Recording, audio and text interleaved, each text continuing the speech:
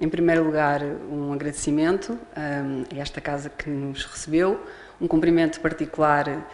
ao professor Bacelar Gouveia e a todos os presentes e, enfim, considerando que esta cerimónia é essencialmente informal, sintam-se todos devidamente cumprimentados e saudados. O professor Bacelar Gouveia foi meu orientador de mestrado e de doutoramento, pelo que é com genuína satisfação que me associo a este evento, que é, no essencial, de elogio à obra, que, na verdade, corporiza o seu insubstituível e precursor contributo para a sedimentação normativa e afirmação no plano da ciência jurídica do direito da segurança. Eu senti, por razões funcionais, com particular proximidade, a lacuna que até há bem pouco tempo existia nestas matérias, por razões que, enfim, para expressar a importância da obra, vou detalhar. Quando exercia funções nas várias criminais de Lisboa, somos confrontados de forma inédita com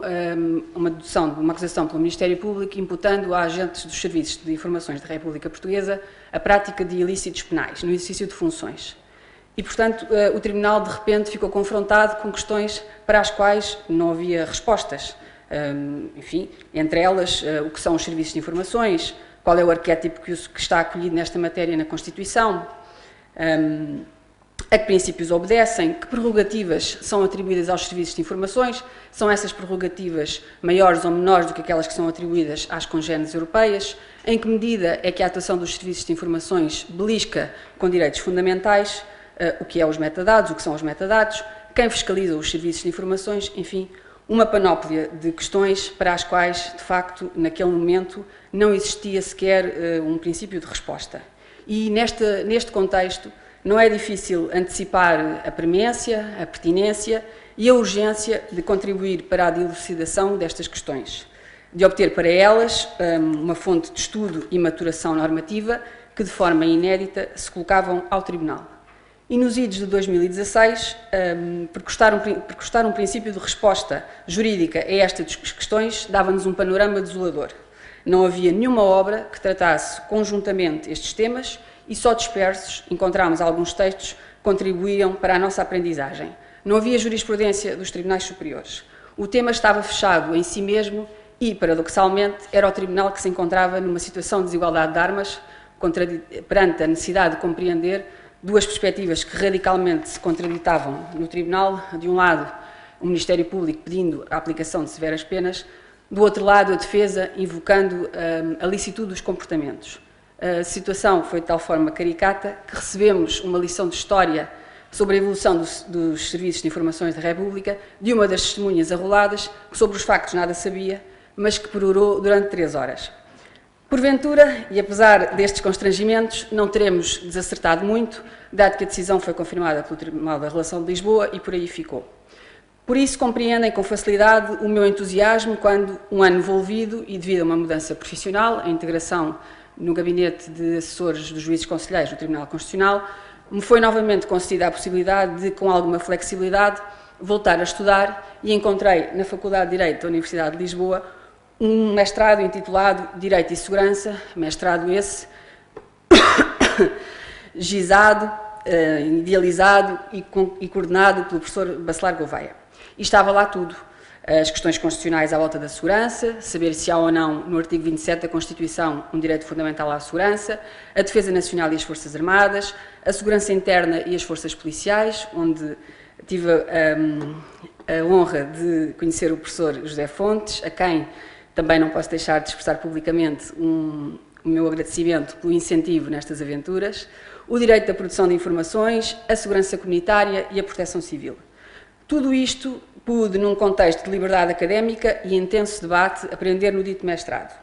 O livro, que é o pretexto desta cerimónia, aborda precisamente todos estes temas, de forma sistematizada, crítica, maturada e, nessa medida, é uma obra ímpar a merecer justo reconhecimento. Durante as aulas, o meu interesse pela compreensão da dinâmica de produção de informações e o problema dos metadados intensificou-se devido a uma conjuntura que na altura se vivia. Como sabem, estava em curso na Assembleia da República uma segunda tentativa de conferir aos serviços de informações o acesso aos metadados. Apesar do amplo consenso político-partidário atingido, dado que a lei foi aprovada com 2/3,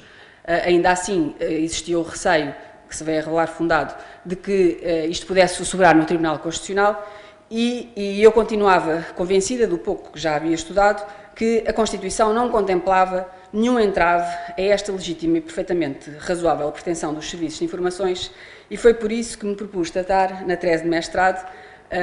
precisamente este tema, para o que solicitei a orientação do professor Bacelar Gouveia, que, gentilmente, como é seu apanágio, me concedeu. Já depois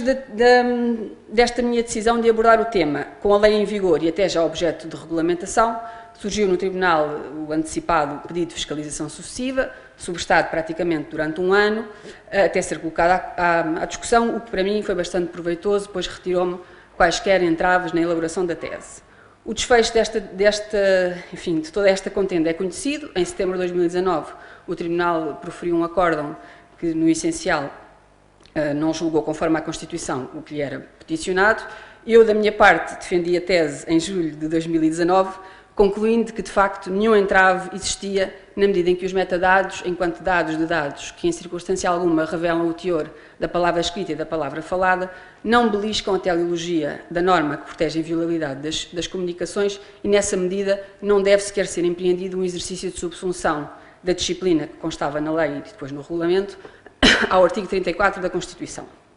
Isto não quer dizer que os metadados não possam ser, eventualmente, invasivos e de outros direitos fundamentais, de facto podem, em particular parece-me que são suscetíveis de atingir o artigo 26 da Constituição, mas, na minha perspectiva, essa ingerência suportava perfeitamente o teste da proporcionalidade e achava-se perfeitamente justificada e temperada com os requisitos que a norteavam na lei e no regulamento. Devo dizer, aliás, que esses requisitos estão em total consonância com a jurisprudência trilhada quer pelo Tribunal Europeu dos Direitos Humanos, quer pelo Tribunal de Justiça da União Europeia, tribunais estes que legitimam o recurso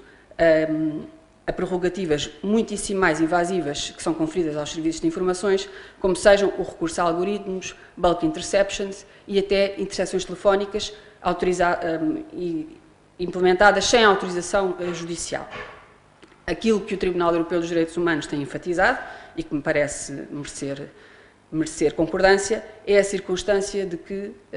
perante uma contraditação entre estes dois direitos fundamentais que possam estar aqui em causa, aquilo que é preciso intensificar é a fiscalização. Ou seja, por cada medida de prerrogativas e de atuações que se dê aos serviços de informações, pois dever-se-á aumentar o seu escrutínio no dobro ou no triplo, escrutínio esse que pode assumir de diversas formas, sejam elas orçamentais, sejam elas tecnológicas. E, portanto, este ânimo de, descomplexadamente, elevar o direito da segurança a outro patamar normativo e contribuir para o avanço dos subsídios da doutrina nesta temática é, quanto a mim, um dos maiores contributos que o professor Bacelar Gouveia nos vem dando por via do mestrado e doutoramento em Direito e Segurança. Infelizmente, o Tribunal da Concorrência, Regulação e Supervisão obrigou-me a interromper a tese de doutoramento dedicada a um outro tema que tínhamos falado, o segredo de Estado. Enfim, no meu tribunal jogam-se intensíssimas tensões com reguladores, supervisores e arguidos, e devo dizer que o fazemos em confragedoras condições de segurança, sejam essas condições de segurança institucional, pessoal e documental, mas renova-se o meu compromisso de, logo que possível, regressar ao ambiente da academia, um ambiente de debate, liberdade, salutar controvérsia, focado na desconstrução de pré-juízos e orientado para o robustecimento da normatividade nos temas de direito da segurança. É em homenagem a este ambiente que me foi proporcionado que, para finalizar, evoco Agostinho da Silva, que nos diz assim: as liberdades essenciais são três: liberdade de cultura, liberdade de organização social, liberdade económica. Pela liberdade de cultura, o homem poderá desenvolver ao máximo o seu espírito crítico e criador. Ninguém lhe fechará nenhum domínio, ninguém impedirá que transmita aos outros o que tiver aprendido ou pensado. Muito obrigada.